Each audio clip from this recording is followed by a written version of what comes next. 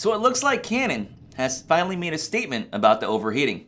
And we're going to take a look at an article from Cinema 5D to see whether or not Canon can put out this fire. Stay tuned. Hey, what's going on, everybody? It's That One Camera Guy. I'm back at again with the news segment video. I guess it's sort of like an alternate to the podcast we haven't been doing at this moment. But I wanted to go ahead and talk about this story. It's posted on Cinema 5D. I'll have a link down below so you can go and check out the article as well. So you can either listen into this video or you can watch with me as we kind of dive into it. I'll go ahead and break it down, share my thoughts about it as I go on. So let's go ahead and jump into it. So Canon just issued an official statement regarding the R5 and R6 overheating during video recording. The company says they used a magnesium alloy body and overheat control for better heat management. Now with the overheat control, I didn't know what that was until I read throughout the rest of the article, but we're going to find out what that is together. But for the most part, I thought it was similar to Sony's extended overheating option, but Canon did something pretty smart here, which we'll look into. Canon did not want to include a fan to keep the body compact and weather sealed. Makes sense. The R5 can only record up to 20 minutes in 8K and up to 15 minutes in 4K 120 FPS. After that, the camera needs up to 20 minutes to recover before starting to record again. What I found interesting is that Canon finally has a document. Now, correct me if I'm wrong, I don't know if there was ever documentation that said the 4K 120 FPS option. I didn't see that before, but here in this article, there is there. So I don't know if Canon went ahead and provided that and added that in, but it even looks like the 4K 120 FPS records even less. Now, if you haven't seen Peter McKinnon's videos, he has talked about the overheating, and he does specifically mention the 4K 120 FPS overheats that camera very, very quickly. All right, moving down. When Canon officially announced its new flagship full-frame mirrorless camera, the R5 and R6 last week, there was one particular topic many people were talking about, the overheating issue of the R5. Even before the whole debate began, I was asking myself how could have Canon managed it, packing 8K RAW recording in such a small camera body without an active fan. Panasonic, for example, decided to go with the fan in its Lumix S1H, which only does 6K and no internal RAW. So for those of you that don't recall, the Panasonic full-frame camera, the S1H that was geared towards video, Panasonic got ahead of the curve and made sure they had active cooling, meaning, they included a fan in the camera to prevent it from overheating and shutting down, which was really smart about them. I got to praise them for that. So it's interesting that Canon, actually in this article here, you're going to see the statement that they addressed the fan, which is funny.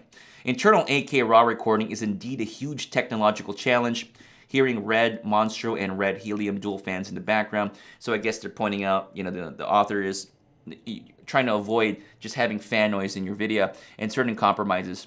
Today, Canon issued an official statement about the R5 and R6 overheating issues. So let's take a look at that. So here's the statement. The EOS R5, one of the latest additions to Canon's full-frame mirrorless camera line, offers class-leading autofocus with high resolution and high frame rate video recording options using the maximum width of the full-frame sensor at high bit rates. It's very funny here that Canon really wants to emphasize really good autofocus and some really great frame rate recording options in this particular body. Very funny. Very interesting that they're putting that out, which I don't blame them. Inevitably, this combination of features has the potential to generate some significant heat, which will limit recording time. Canon has taken several steps to manage the potential for overheating, including a magnesium alloy which was used in the body to dissipate heat from internal components, an overheat control function to reduce heat generation when the camera is in standby. In regard to the installation of a fan, see, this is where it gets very interesting. They even talk about people online talking about the fan situation in comparison to the S1H, that they even went ahead and addressed the fan. The decision not to install a fan within the body was made in order to maintain the R5's compact size. Yes, that makes sense. Lightweight construction and weather resistance. Before recording starts, the R5 and R6 display an estimate of the recordable time based on the current camera temperature and set recording mode. Now that's interesting. I didn't know that.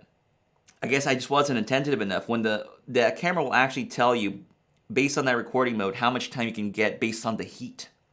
That's actually really good. I would have liked something like that with Sony, just to know, hey, you got maybe 20 minutes left of recording time. So very, very good if that is the case. Correct me if I'm wrong on that one, but if that is the case, I think that's actually really convenient. So, for example, you could record maybe about a 5-minute clip turn off the camera, and then move on to your next location, record here, and just make you more aware of turning off the camera to reduce the heat. Before recording starts, okay, Canon has published and included below the approximate recording and recovery time for the camera at 23 degrees Celsius and 73 degrees Fahrenheit environments. That is literally an ideal situation, which people aren't in. So if you're doing those weddings and you're outdoor during the summer, you're going to be in a lot of trouble, especially indoors in really warm environments. So they're giving you the most ideal conditions. But hey, it is what it is. They're giving you some information. But yeah, additionally, they give you tips to reduce the overheating as well as recovering time listed below. That's great. I like that they're giving you even some information on what you can do to mitigate that heat issue. So let's go ahead and dive into this. Oh, this is interesting here. Okay. I don't know if they gave more information now, but let's take a look here. 8K 30p, 20 minutes. 8K productions where a full frame mirrorless can be utilized to get unique angles along a main camera or additional cropping for 4K productions. Look at how they're so specific now.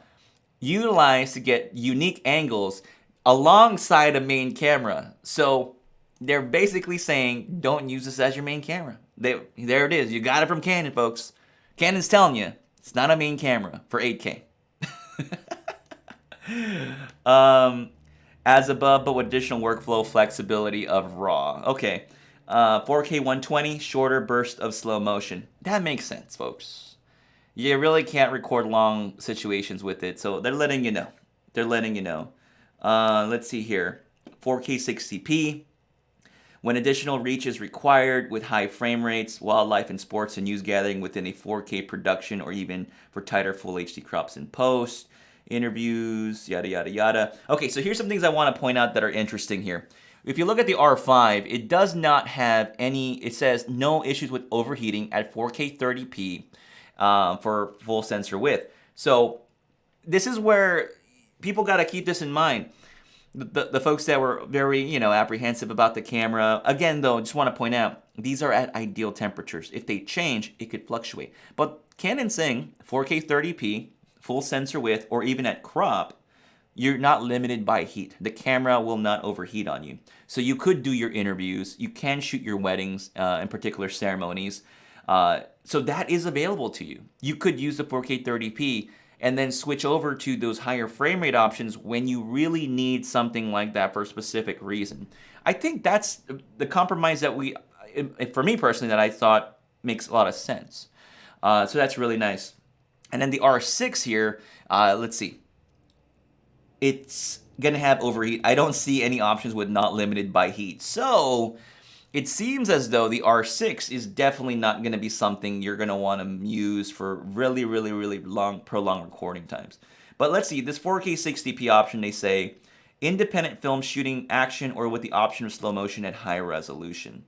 Yeah, it makes sense. In certain cases, you could use it to record film, shoot 30 minutes or, shoot in small bursts. Just make sure you're turning off the cameras. That makes a lot of sense. I don't see that as an issue at all. Moving on down here. So they actually give you some tips on what you can do.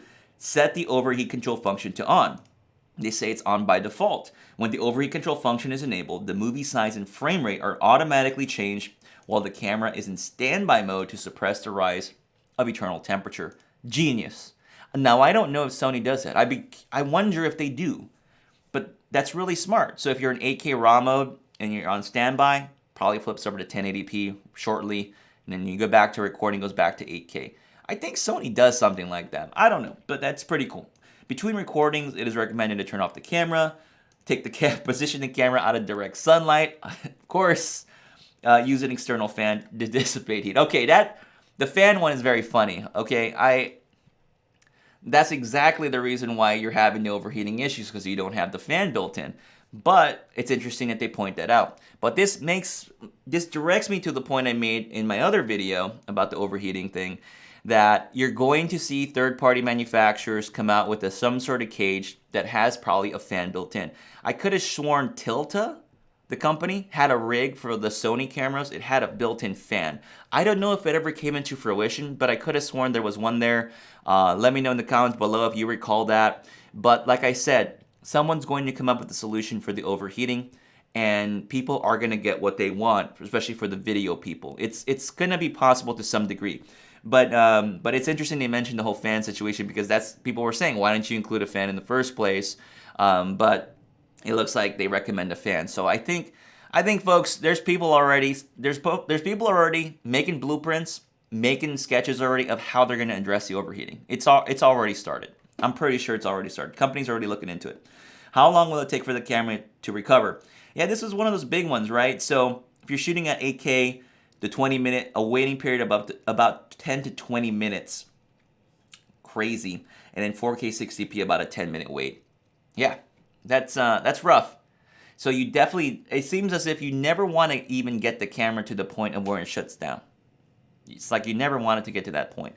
So I gotta tell you, it's great that Canon has provided this information, whether you wanted to hear it or not. Whether you wanted to hear it or not, it's better you don't have to guess as much. Yes, when the people get their copies in, they're going to be able to test it more and find out sort of limitations. But like I said, I think I already mentioned it in the video. If I didn't, the folks that are picking up this camera are primarily photographers. So the subset of people that want it for video, they exist. They are there. And they're enticed by these features. And they're going to find a way to make it work. It's going to happen. I know the overheating is a big deal, but people are gonna make it work. This is some great stuff that Canon's doing in this camera. All right, moving on. What about the R6? R5, the R6 offers powerful movie recording and stills capability within a compact body design. At the highest frame rates and resolution, heat is inevitably generated. We believe the R6 offers the best in-class performance, especially for enthusiast photographers and video content creators. It's interesting. They are saying video content creators, so there were still some folks out there that would always say things like, these cameras aren't for video. But if you wanted, Canon's saying it specifically. They're saying video content creator, or video creators, people like that. The R6 can record up to 30 minutes recording limit in the 5.1K oversampled mode before encountering any heat-related issues, and 4K 30 up to 40 minutes. All right, continuing on with the article here, I think it is important that Canon openly talks about this, which I agree. Technological innovations always come with challenges and sometimes limitations. Don't forget that 8K RAW footage from the EOS R5 has a bit rate of 2600 megabits per second. Insane. Fill up a 400 gigabyte card in 20 minutes. Wow, that's crazy. For longer clips, you could always go with the 8K All Intra to save some space. So I don't know if you noticed too, I think Canon is releasing some other frame rate options, or like some other bitrate options to help with this, which is great. So I think Canon has been more open than they've ever been before about this particular camera, and I think they do want it to work. They do want it to work. But this really makes me wonder, is Canon going to release a cinema version of this with the fan? That's what I'm wondering right now. Wouldn't that be great? I'm wondering, think about it like this. I mean, if internally in this particular shape, if the Canon camera, if they did include some sort of fan, they would have solved the overheating issues. Imagine this camera just being able to shoot at 8K ad nauseum, just however long you wanted to. Because there's recording limits on this camera. I could have sworn that the time limit recording was already lifted. There wasn't a tax on that anymore. But it's so weird that Canon is still doing that.